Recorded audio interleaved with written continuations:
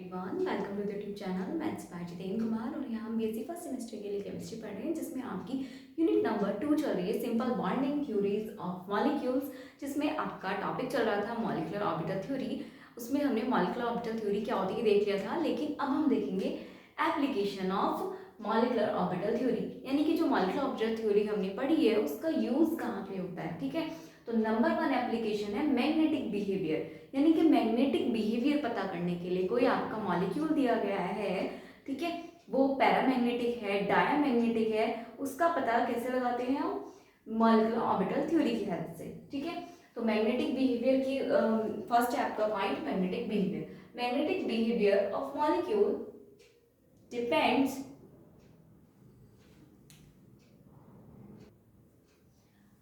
Magnetic behaviour of molecules depends on the number of unpaired electrons. जो magnetic behaviour है वो किस पे डिपेंड करता है, नंबर ऑफ अनपेयर्ड इलेक्ट्रॉन्स पे।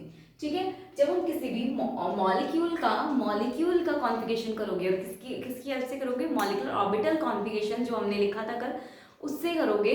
जब उसका कॉन्फ़िगरेशन करोगे और आफ्टर कॉन्फ़िगरेशन आपको दिख रहा है कि अनपेयर्ड इलेक्ट्रॉन है, तब हम कहेंगे कि ये पैरामैग्नेटिक है मॉलिक्यूल। और अगर अनपेयर्ड इलेक्ट्रॉन नहीं है, सारे पेयर्ड इलेक्ट्रॉन है, तब हम कहेंगे कि ये डायामैग्नेटिक है। ठीक है, आपको ध्यान रखना है। तो वही हमने लिखा है कि जो मैग्नेटिक बिहेवियर है किसी भी मॉलिक्यूल का, वो डिपेंड करता है on the number of unpaired electron पे।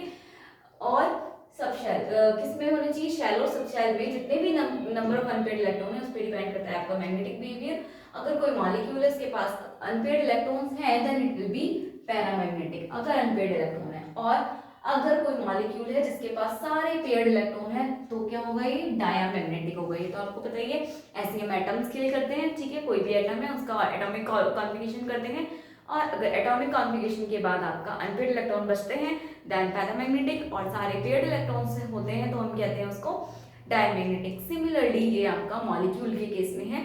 मॉलिक्यूल के केस में इसका कॉन्फ़िगरेशन करेंगे मॉलिक्यूलर ऑर्बिटल थ्योरी के बेस पर। ठीक है, जो हमने कॉन्फ़िगरेशन देखा, एंटी बॉन्डिंग और बॉन्डिंग वाला दोनों लेकर करेंगे। और फिर जब आपको कॉन्फ़िगरेशन के बाद अगर आपका अनपेयर्ड इलेक्ट्रॉन बचता है, तो हम कहेंगे पैरामैग्नेटिक। और अनपेयर्ड इलेक्ट्रॉन नहीं बचता है, यानी कि सारे पेयर्ड इलेक्ट्रॉन होते हैं, तब हम कहेंगे डायमैग्नेटिक। ठीक है, एक एग्जांपल देखिए, एग्जांपल देख लेते हैं N2 का। ठीक है, नाइट्रोजन का देख लेते हैं कि नाइट्रोजन क्या है आपका, डायमैग्नेटिक है। Nitrogen is a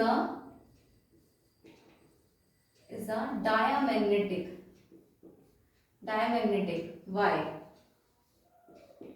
nitrogen diamagnetic है, ऐसा क्यों। तो करते हैं अपना, नाइट्रोजन क्या मॉलिक्यूल है, कॉन्फ़िगरेशन करिए। इलेक्ट्रॉन कितने होंगे नाइट्रोजन में, 7n होता है।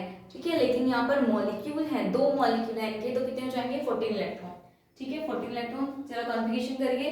कौन किससे करोगे, मॉलिक्यूलर ऑर्बिटल थ्योरी वाले कॉन्फ़िगरेशन से करना स्टार्ट करिए। सिग्मा 1s पहले लिख लीजिए चाहे तो, sigma 1s anti bonding, sigma 2s anti bonding. ठीक है, सिग्मा 2px। ठीक है, फिर आएगा आपका पाई 2py, पाई 2pz। ठीक है, ये हो गए। पहले कितना कर लेते हैं, 2 2 2 2 2 2 और 2 कितने हो गए, 2 2 4 6 8 10 12 14 कंप्लीट। ठीक है, तो आप देख सकते हो यहाँ पे कि क्या है आपका, here no unpaired electrons present, no unpaired electrons is present, so no unpaired electron is present, so it is diamagnetic, ये डायमैग्नेटिक है नेचर में। और एक और एग्जांपल के अगर हम देखें, क्या O2 का ले लेते हैं कि O2 is a paramagnetic why, O2 is a paramagnetic why, क्यों। तो करते हैं, 8O होता है, यानी कि एक ऑक्सीजन के पास 8 इलेक्ट्रॉन होते हैं। यहाँ पे मॉलिक्यूल दिया गया है O2, तो कितने इलेक्ट्रॉन जाएंगे टोटल, 8 + 8 16 इलेक्ट्रॉन। ठीक है, कोई चार्ज है नहीं, तो अपना कॉन्फ़िगरेशन करते हैं। किससे करोगे, पहले लिख लो चाहे तो, सिग्मा 1s, इससे इजी पड़ता है ना, sigma 1s anti bonding, sigma 2s sigma 2s anti bonding, sigma 2px पाई 2py पाई 2pz, और क्या हो जाएगा, एंटी बॉन्डिंग भी आएंगे उनके, पाई 2py एंटी बॉन्डिंग पाई 2pz एंटी बॉन्डिंग। ठीक है, देख लेते हैं अभी करके, फिर आगे तब करेंगे। 16 है, 2 2 2 2 कितने होंगे, 4 6 8 10 12 14, और इसमें आपको पता है कैसे करते हैं, 1 और 1 ऐसे करते हैं ना, इसकी भी फिलिंग ऐसे करते हैं, लेकिन वो साथ में कर दी हमने इसलिए। अब देखो ये अनपेड इलेक्ट्रॉन है या नहीं है, एक एक है, दो पे तो पेड होता है, लेकिन यहाँ पर क्या है, एक एक इलेक्ट्रॉन है, तो आप लिख सकते हो here here here 2 unpaired electron is present, so it is paramagnetic। तो ये कैसा हो जाएगा, paramagnetic in nature, so it is paramagnetic in nature. ठीक है, अब आपको समझ आ गया होगा। अगर क्वेश्चन आए कि एंड कोई भी आपका मॉलिक्यूल दिया गया है, ये पैरामैग्नेटिक है या डायमैग्नेटिक है, तो आप इससे सीधा कॉन्फ़िगरेशन करिए और पता लगा दीजिए। एटम का भी आ गया अब आपको और मॉलिक्यूल का भी आ गया। ठीक है, तो पहली एप्लीकेशन आपकी फर्स्ट खत्म होती है मैग्नेटिक बिहेवियर, यानी कि किसी भी मॉलिक्यूल के मैग्नेटिक बिहेवियर को पता लगाने के लिए हम किसका यूज करते हैं, मॉलिक्यूलर ऑर्बिटल थ्योरी का, और हमने यूज करके भी देख लिया ये काम कर रहा है कि डायमैग्नेटिक और पैरामैग्नेटिक है या नहीं है। ठीक है, चलिए नेक्स्ट आपकी एप्लीकेशन है इसमें बॉन्ड ऑर्डर। पहले इसको एक बार नोट डाउन कर लीजिए।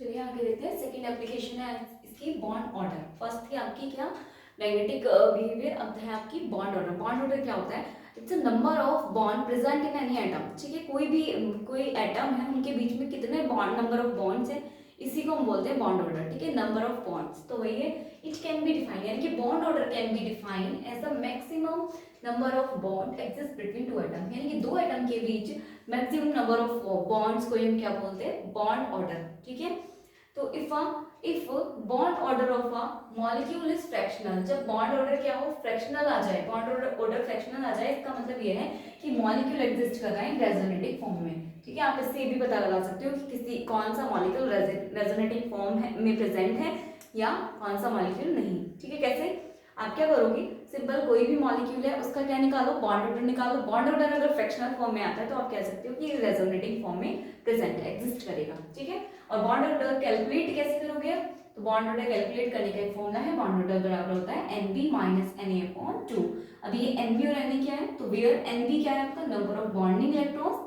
ठीक है, बॉन्डिंग इलेक्ट्रॉन्स में जितने होंगे, बॉन्डिंग इलेक्ट्रॉन्स जो होंगे, बॉन्डिंग में जो होंगे इलेक्ट्रॉन्स उन्हें बोलेंगे Nb, और एंटी बॉन्डिंग वाले जो इलेक्ट्रॉन्स होंगे उन्हें बोलेंगे Na।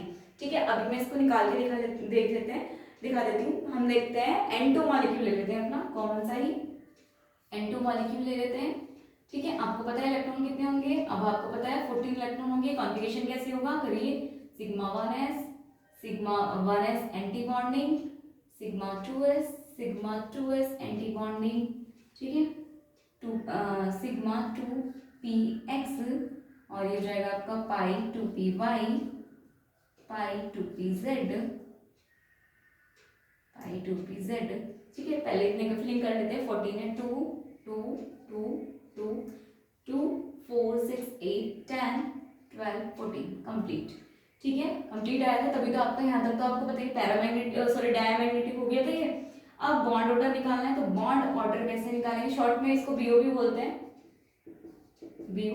कैसे निकालोगे, number of bonding electrons, bonding electrons count करो पहले। बॉन्डिंग के कौन से होते हैं, ये वाले, एंटी बॉन्डिंग वाले तो स्टार वाले हैं। ठीक है, तो बॉन्डिंग के कितने, देखो ये स्टार नहीं है 2, ये तो स्टार वाला है, ये एंटी बॉन्डिंग का है 2 4, ये भी नहीं 6, और ये कितना हो गया 6 8 और 10, तो कितने हो गए आपके 10, माइनस की एंटी बॉन्डिंग वाले देखेंगे, एंटी बॉन्डिंग में आपका बस एक ये है और एक ये, स्टार वाले होते हैं एंटी बॉन्डिंग। ठीक है, तो ये कितने हैं, कितने इलेक्ट्रॉन इस पे 2 और 2 इस पे, तो कितने हो गए टोटल 4 इलेक्ट्रॉन अपॉन में 2। तो क्या आ जाएगा आपका आंसर, जब आप इसका कैलकुलेट करोगे तो बीओ कितना आ गया इसका 10 - 4 यानी कि 6/2 इज इक्वल्स टू हो गया आपका 3। तो बॉन्ड ऑर्डर आ गया N2 के लिए 3। इसका मतलब कि दो जो N और N है ना ये मॉलिक्यूल, इनके बीच में कितने bond number of bond present है 3, इस तरह से। ठीक है, नंबर ऑफ बॉन्ड्स कितने हो गए 3, बॉन्ड ऑर्डर इस तरह से। ठीक है, चलिए एक बार इसको नोट डाउन करिए, फिर एक और एग्जांपल देख लेते हैं, या फिर यहीं पे करा देती हूँ, पहले एग्जांपल करा देती हूँ। देखो यहाँ पर एक और ले लेते हैं हम, किसके लिए, O2 के लिए ले लेते हैं। इलेक्ट्रॉन कितने होंगे 8 O होते हैं, तो इसमें कितने हो जाएंगे 16। जरा इसका करो configuration, sigma 1 S anti bonding, sigma 2 S anti bonding, और ये हो जाएगा आपका सिग्मा 2px पाई 2py पाई 2pz। ठीक है, पाई 2py एंटी बॉन्डिंग पाई 2pz एंटी बॉन्डिंग।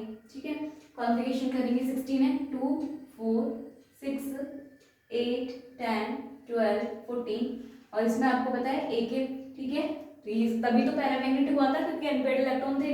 अब किसके लिए अब निकाल रहे हो बॉन्ड ऑर्डर, तो बॉन्ड ऑर्डर कैसे निकालेंगे, number of bonding electrons minus के number of antibonding electrons by 2। तो नंबर ऑफ बॉन्डिंग इलेक्ट्रॉन्स देखो, पहले बॉन्डिंग वाले हीरा बॉन्डिंग ये तो एंटी बॉन्डिंग है, स्टार वाले एंटी बॉन्डिंग होते हैं ना, हीरा बॉन्डिंग हीरा और वो स्टार है।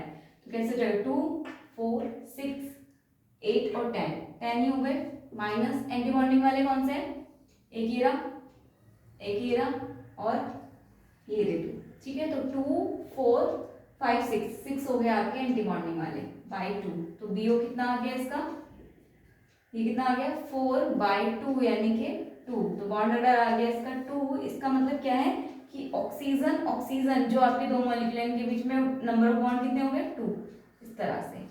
ठीक है, इस तरह आपको कोई भी मॉलिक्यूल दे दे और किसी का भी बॉन्ड ऑर्डर निकालने को आ जाए, आप कैलकुलेट कर सकते हो इजीली। ठीक है, नंबर ऑफ बॉन्ड्स बता सकते हो, बॉन्ड ऑर्डर का मतलब ये है। तो ये जो मॉलिक्यूलर ऑर्बिटल थ्योरी थी, मॉड थ्योरी, सबसे पहले मैग्नेटिक बिहेवियर बताने के काम आती है। ठीक है, उसके बाद बॉन्ड ऑर्डर यानी कि नंबर ऑफ बॉन्ड्स कितने हैं एटम्स के बीच, मॉलिक्यूल्स के बीच में, वो बताने के लिए। अब थर्ड इसकी एप्लीकेशन चलेगी। ठीक है, पहले इसको एक बार नोट डाउन करो। थर्ड एप्लीकेशन है स्टेबिलिटी ऑफ मॉलिक्यूल।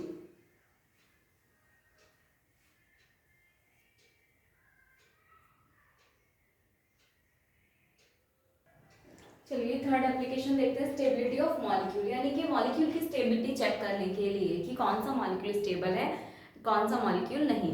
ठीक है, और अगर दो मॉलिक्यूल्स दिए हुए हैं, दोनों में से स्टेबल कौन है आप बता सकते हो। ठीक है, कैसे, stability of molecules depends directly on the bond order.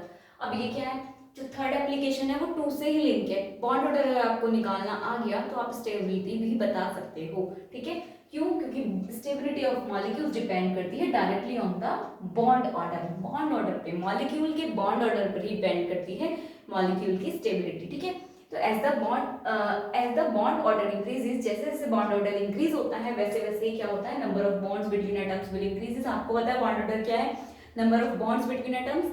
तो जैसे ही बॉन्ड ऑर्डर इंक्रीज होगा, number of bonds between atoms increase होंगे, वैसे ही क्या होगा, that is stability of molecule भी इंक्रीज होगी। जैसे जैसे बॉन्ड ऑर्डर इंक्रीज होगा, यानी कि number of bond between atoms increase हो गए और बॉन्ड इंक्रीज हो गया तो क्या हो गया, एनर्जी तो कम हो गई ना, बॉन्ड फॉर्मेशन में चली गई, तो स्टेबिलिटी क्या होगी आपकी, हाई। ठीक है, तो स्टेबिलिटी डायरेक्टली प्रोपोर्शनल होती है किसपे, बॉन्ड ऑर्डर के। बॉन्ड ऑर्डर जैसे जैसे इंक्रीज होगा, स्टेबिलिटी भी इंक्रीज होगी। ठीक है, चलिए एग्जांपल देखिए अगर कि N2 और O2 में से कौन सा स्टेबल है, आप बोलोगे N2 O2 ही ले रहे हैं बार बार। ठीक है, N2 और O2 में से कौन सा स्टेबल है, विच इज स्टेबल, कौन सा स्टेबल है ज्यादा। ठीक है, आपको पता है इसका बॉन्ड ऑर्डर निकालो, इसका निकालो। तो पहले N2 के लिए निकाल देते हैं, इलेक्ट्रॉन्स कितने हैं 14, निकालो भाई। Sigma 1s anti bonding, sigma 2s anti bonding. ठीक है, सिग्मा 2px और ये हो जाएगा पाई 2py पाई 2pz। ठीक है, करो 14 को 2 2 2 6 8 10 12 14 हो गया।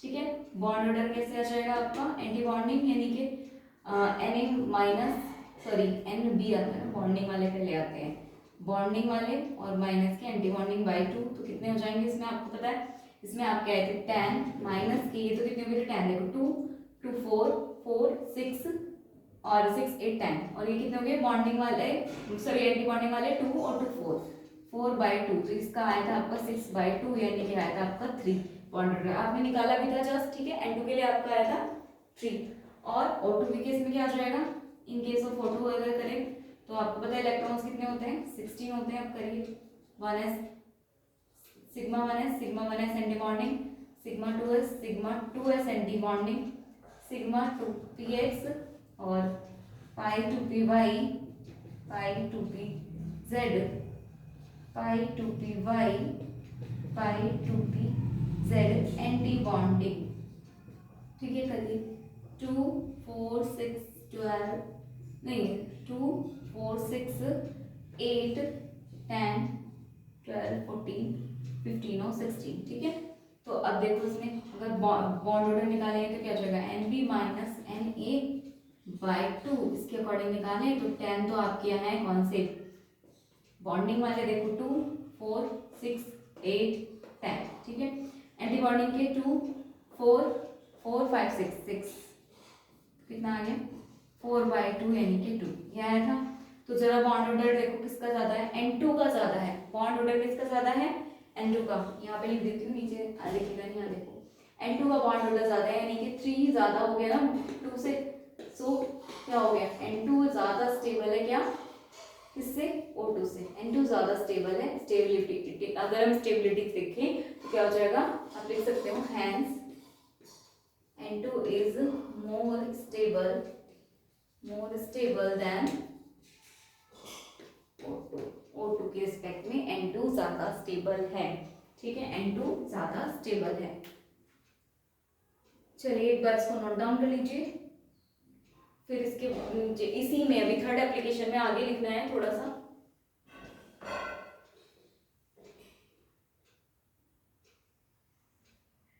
चलिए आगे ना इस मैंने एग्जांपल रफ कर दिया है सर, इसमें नोट जो है नोट करके लिख लीजिए इसको। तो फर्स्ट नोट है आपका, if bond order is less than one then molecule will be unstable. जब आपका बॉन्ड ऑर्डर कैसा हो, लेस देन हो किससे, वन से, यानी कि एक से छोटा बॉन्ड ऑर्डर आ जाए, ऐसा भी तो हो सकता है ना, फ्रैक्शनल फॉर्म में आ सकता है, एक से छोटा हो गया, ठीक है। तो एक से छोटा अगर आपका बॉन्ड ऑर्डर होगा तो इसका मतलब मॉलिक्यूल क्या है, वो अनस्टेबल होगा, आप अनस्टेबल बता सकते हो, ठीक है। बॉन्ड ऑर्डर अगर एक से छोटा आ रहा है तो मॉलिक्यूल अनस्टेबल है, लेकिन अगर बॉन्ड ऑर्डर 0 आ रहा है, सेकंड जो आपका केस है वो ये है, अगर बॉन्ड ऑर्डर क्या है 0 आ रहा है, अगर 1 से छोटा है, लेस देन 1 आ रहा है तो मॉलिक्यूल अनस्टेबल, और अगर 0 ही आ गया बिल्कुल बॉन्ड ऑर्डर, यानी कि कोई बॉन्ड ऑर्डर ही नहीं है, 0 आ गया, तो molecule does not exist in nature, तो मॉलिक्यूल एग्जिस्ट ही नहीं करेगा नेचर में, इसका मतलब ये है। फॉर एग्जाम्पल एक एग्जाम्पल इसका भी देख लेते हैं, ठीक है। ये बोलते हैं helium does not exist in nature, does not exist in nature, why, in nature why, helium nature में एग्जिस्ट ही नहीं करता, क्यों, हीलियम का अगर आप कॉन्फ़िगरेशन करोगे तो इलेक्ट्रॉन्स कितने होते हैं, 2 होंगे, ठीक है। तो और एक हीलियम के पास 2 होते हैं, अब 2 हीलियम है, मॉलिक्यूल है, तो 4 इलेक्ट्रॉन होंगे, कॉन्फ़िगरेशन करिए इसका, sigma 1s anti bonding, sigma 2s anti bonding, ठीक है, सिग्मा 2px, इस तरह से, इतने तो वैसे जरूरत ही नहीं है, ठीक है, यहीं पे खत्म हो जाना था, इतना रहने दो, ठीक है, इतना ही हो जाना था, 2 इस पे, ठीक है। बस इसका बॉन्ड ऑर्डर निकालोगे, बॉन्ड ऑर्डर कितना होता है, और अब डायरेक्ट कर रही हूँ इस बार, चलो लिख लो, bond N B minus N A करके लिख लो, ठीक है, N B minus N A by 2 करोगे तो कितना आ जाएगा, एन बी कितना हुआ, बॉन्डिंग इलेक्ट्रॉन्स, बॉन्डिंग वाले कितने हैं 2, एंटी बॉन्डिंग वाले वो भी कितने हैं 2, जब आप करोगे तो 0/2 यानी कि 0, बॉन्ड ऑर्डर तो आ गया इसका 0 हीलियम का, जब बॉन्ड ऑर्डर ही 0 आ गया इसका मतलब क्या है, आप लिख सकते हो, इट मींस दैट, साइड में लिख देती हूँ, रीजन नीचे नहीं लिखिएगा, ठीक है, इट मींस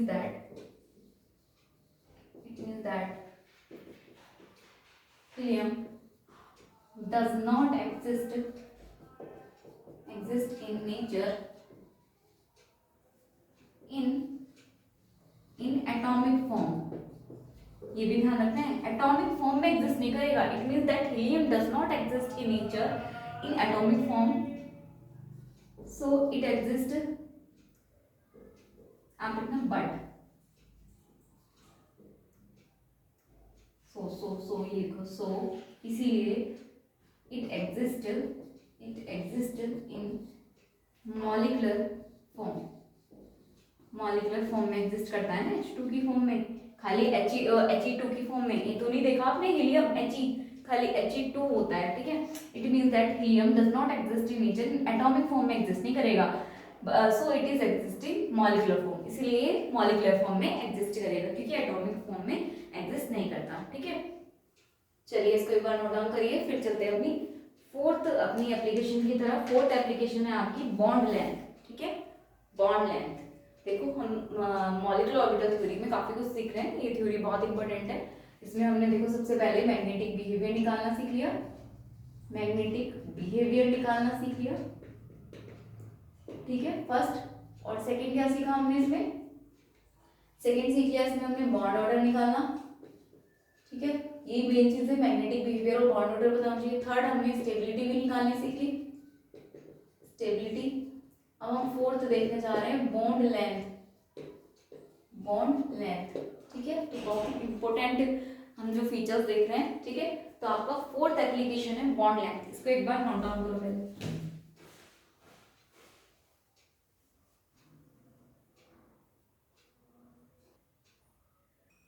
चलिए फोर्थ एप्लीकेशन देखते हैं। फोर्थ एप्लीकेशन है आपकी बॉन्ड लेंथ, ये भी आपके बॉन्ड ऑर्डर से जुड़ी है, ठीक है, बॉन्ड लेंथ, ठीक है। तो अब जो बॉन्ड लेंथ है ये कैसे डिपेंड करती है, तो bond length of a molecules depend indirectly on the bond order, ठीक है। स्टेबिलिटी तो डायरेक्टली डिपेंड कर रही थी बॉन्ड ऑर्डर पे, लेकिन आपकी बॉन्ड लेंथ इनडायरेक्टली डिपेंड कर रही है बॉन्ड ऑर्डर पे। कैसे, as a bond order increases, या जैसे जैसे बॉन्ड ऑर्डर एटम्स के बीच में बॉन्ड ऑर्डर बढ़ेगा, यानी कि नंबर ऑफ बॉन्ड्स बढ़ेंगे, नंबर ऑफ बॉन्ड्स बढ़ेंगे, number of bonds between atoms will increases, बढ़ेंगे, तो नंबर ऑफ बॉन्ड्स बढ़ रहे हैं and the attraction force between atoms will also increase, तो अट्रैक्शन फोर्स भी बढ़ रहा है, ठीक है। पहले एक हल्का सा बॉन्ड है, ये क्या है आपका, इतना स्ट्रॉन्ग नहीं है, और बॉन्ड आ रहे हैं तो क्या हो गया, और बॉन्ड आने से क्या हो गया, अट्रैक्शन फोर्स ज्यादा हो रहा है और स्ट्रॉन्ग हो रहे हैं, तो attraction force between atoms will increase हो रहा है and it will decrease the bond length. अब अट्रैक्शन फोर्स जब बढ़ेगा, ठीक है, अट्रैक्शन फोर्स बढ़ेगा तो पास आएंगे तो बॉन्ड लेंथ घट जाएगी ना। दो एटम है, ठीक है, दो एटम है, इनके बीच में नंबर ऑफ बॉन्ड्स जैसे क्या कर रहे हैं, इंक्रीज कर रहे हैं, नंबर ऑफ बॉन्ड्स, यानी कि बॉन्ड नंबर ज्यादा बढ़े जा रहे हैं, यानी कि क्या हो रहा है, अट्रैक्शन हो रहा है, अट्रैक्शन हो रहा है तो और पास आ रहे हैं, ठीक है, और पास आ रहे हैं। तो अब देखो बॉन्ड लेंथ जो पहले इतनी थी अब कितनी हो गई, इतनी सी, यानी कि बॉन्ड लेंथ कम हो रही है। तो बॉन्ड ऑर्डर पे इनडायरेक्टली डिपेंड करती है, जैसे जैसे बॉन्ड ऑर्डर बढ़ेगा वैसे वैसे बॉन्ड लेंथ घटेगी आपकी, बॉन्ड ऑर्डर बढ़ेगा बॉन्ड लेंथ घटेगी, ठीक है। फॉर एग्जाम्पल अगर देखें वही N2O2 वाला, ठीक है, N2O2 वाला एग्जाम्पल देखते हैं अपना। N2 के लिए अब आप करो जरा कॉन्फ़िगरेशन, इलेक्ट्रॉन होते हैं 14, ठीक है, बॉन्ड ऑर्डर निकालना है पहले, ठीक है, सिग्मा 1s एंटी बॉन्डिंग, ठीक है, sigma 2s anti bonding, sigma 2px और पाई 2py एंड पाई 2pz, ठीक है। करो फिलिंग 2 4 6 8 10 12 14, ठीक है। बॉन्ड ऑर्डर कितना हो जाएगा इसका, 10 माइनस ये कितने होंगे 2 4 यानी कि ये हो गया आपका 2, यानी कि इसका 3 आया था बॉन्ड ऑर्डर, ठीक है, हमें याद दिए।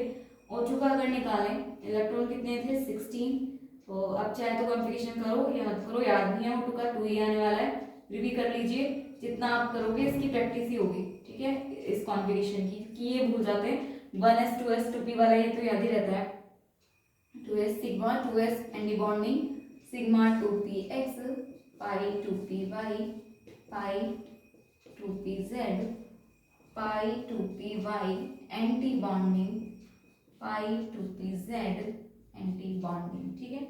इसमें फिलिंग करो, 2 तो हमने पहले कर दिया, 2 4 6 8 10 12 14, ठीक है, 14 और 8 15 16 हो गए पूरे। जब हम इसका बॉन्ड ऑर्डर निकालेंगे तो आपको पता है कितना, 10 माइनस 6/2 था, ठीक है, तो 2 ही आना था, ठीक है। नीचे अब आपको दिखेगा नहीं, इधर लिख देते हैं, ठीक है, यहाँ पर देखो, तो बॉन्ड ऑर्डर किसका ज्यादा है, बिकॉज बॉन्ड ऑर्डर किसका ज्यादा है, बॉन्ड ऑर्डर को किसका ज्यादा हो गया, N2 का ज्यादा है, किससे, बॉन्ड ऑर्डर ऑफ O2 से। सो अब ये क्या है, इनवर्सली प्रोपोर्शनल है, सो बॉन्ड लेंथ कैसी हो जाएगी, So bond length will decrease in N2। N2 में बॉन्ड लेंथ डिक्रीज हो जाएगी, बॉन्ड लेंथ डिक्रीज हो जाएगी, तो बॉन्ड लेंथ का ऑर्डर क्या हो जाएगा, ऑर्डर हो जाएगा आपका सो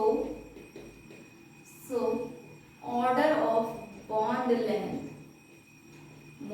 का ऑर्डर हो जाएगा एज, कैसे, O2 का बॉन्ड लेंथ ज्यादा हो जाएगा किससे, N2 से, ठीक है, ये हो जाएगा आपका ऑर्डर, ठीक है, O2 का बॉन्ड लेंथ ज्यादा हो जाएगा N2 से, ठीक है। चलिए एक बार इसको नोट डाउन कर लीजिए, बहुत ही इजी कॉन्सेप्ट है, कुछ नहीं है, एप्लीकेशन तो बहुत इजी है, मैग्नेटिक बिहेवियर निकालना बहुत इजी है, उसके बाद सब चीज कॉन्फ़िगरेशन से, बस कॉन्फ़िगरेशन याद कर लीजिए। इसमें अनपेयर्ड इलेक्ट्रॉन है तो आपको पता है पैरामैग्नेटिक है, सारे पेयर्ड इलेक्ट्रॉन है डायमैग्नेटिक है।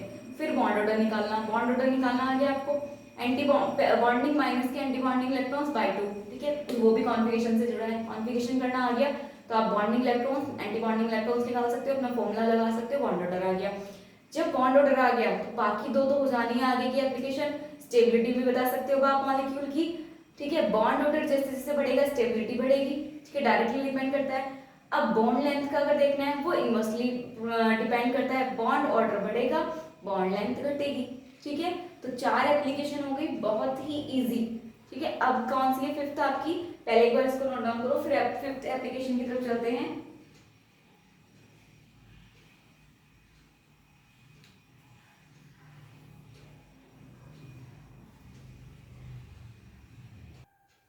चलिए अपनी फिफ्थ एप्लीकेशन और लास्ट एप्लीकेशन देखते हैं अपनी, बॉन्ड एनर्जी या bond dissociation energy, bond energy या बॉन्ड डिसोसिएशन एनर्जी। तो bond energy of molecules depends directly on it's bond order, जो बॉन्ड एनर्जी है मॉलिक्यूल की वो डायरेक्टली डिपेंड करती है बॉन्ड ऑर्डर पे, ठीक है, because as the bond order increases number of bonds between atoms increases as well as attraction force between atoms will also increases, that is bond energy of molecules will also increases। बोल रहे हैं कि जैसे जैसे number of bond, जैसे जैसे bond order बढ़ेगा यानी कि number of bonds between atoms बढ़ेंगे, नंबर ऑफ बॉन्ड्स बढ़ेंगे यानी कि अट्रैक्शन बढ़ रहा है, अट्रैक्शन बढ़ रहा है यानी कि क्या होगा वहाँ पे, बॉन्ड एनर्जी ऑफ मॉलिक्यूल्स भी बढ़ रही है, ठीक है। तो बॉन्ड एनर्जी कैसी हो जाएगी आपकी, बॉन्ड एनर्जी हो जाएगी आपकी बॉन्ड ऑर्डर के डायरेक्टली प्रोपोर्शनल, ठीक है। अब कहीं आपको बताना हो कि किसकी बॉन्ड एनर्जी ज्यादा है तो बॉन्ड ऑर्डर से कैलकुलेट कर लीजिए, ठीक है। आपको N2 और O2 में से देखना है कि बॉन्ड एनर्जी किसकी ज्यादा है, ठीक है, बॉन्ड एनर्जी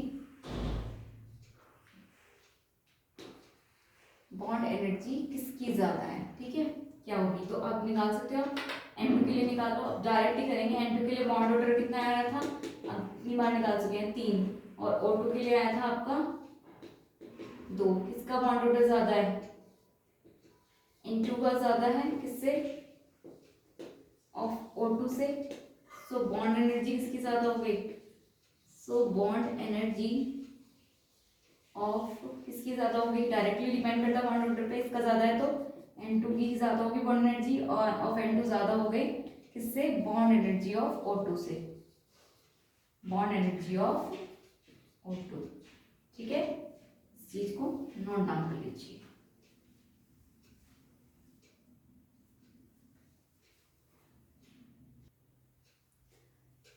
चलिए आपने नोट डाउन कर लिया होगा, तो अब हमने एप्लीकेशन भी देख ली, ठीक है, अब इसके आगे हम एनर्जी डायग्राम बनाना देखेंगे और इस थ्योरी की लिमिटेशंस देखेंगे, ठीक है, तो वो हम नेक्स्ट लेक्चर में देखेंगे, आज के लेक्चर में हम इतना ही रखेंगे। तो आज हमने काफ़ी कुछ सीख लिया, और आपको पता है फर्स्ट हमने एप्लीकेशन देखी कि मैग्नेटिक बिहेवियर निकालना, ठीक है, वो आप निकाल सकते हो मैग्नेटिक बिहेवियर, ठीक है, अब आप प्रैक्टिस करिएगा।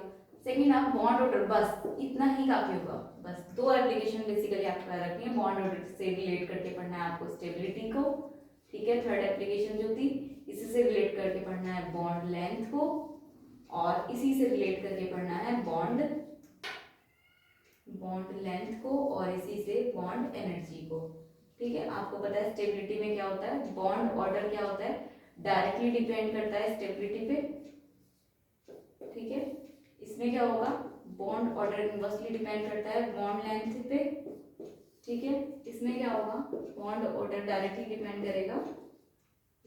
डिपेंड करेगा किस पे, बॉन्ड एनर्जी पर, ठीक है। तो बस आपको बेसिकली डराने के लिए इतना एप्लीकेशन लग रहे हैं, लेकिन है क्या, बस मैग्नेटिक बिहेवियर देखना है, आना चाहिए, कैलकुलेट करना, और आपको बॉन्ड ऑर्डर निकालना। बॉन्ड ऑर्डर पता चल गया, स्टेबिलिटी बता सकते हो, उसी से बॉन्ड लेंथ और बॉन्ड एनर्जी भी। ठीक है, बॉन्ड स्टेबिलिटी और बॉन्ड एनर्जी तो डायरेक्टली प्रोपोर्शनल होती है बॉन्ड ऑर्डर के, और जबकि बॉन्ड लेंथ आपकी इनवर्सली प्रोपोर्शनल होती है। ठीक है, इसमें और कुछ नहीं है इससे ज़्यादा। चलिए, तो आज की क्लास के लिए इतना रखते हैं। Thank you and keep learning.